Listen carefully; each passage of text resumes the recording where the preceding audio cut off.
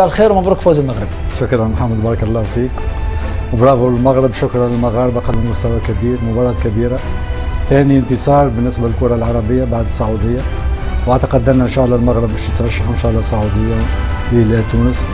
اليوم واضح ان ما عادش فما فوارق كبيره بين الكره العربيه والكره الاوروبيه. 16 هدف كابتن اليوم صحيح. للمغرب في تاريخ كاس العالم، افضل منتخب عربي سجل اهداف في كاس العالم. صحيح، المسؤولين في المغرب يقوموا بعمل كبير، هناك تنظيم مش من صدفه، لأن هناك عمل كبير يقوم به المسؤولين، هناك ملاعب، هناك تخطيط، هناك تحسن من مستوى البطوله، وعند عديد اللاعبين جيدين ينشطوا في اوروبا، وعند رئيس جامعه قوي.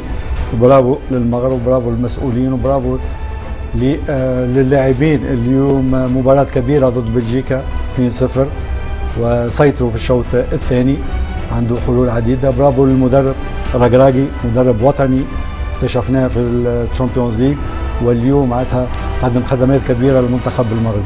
شكرا للمغرب.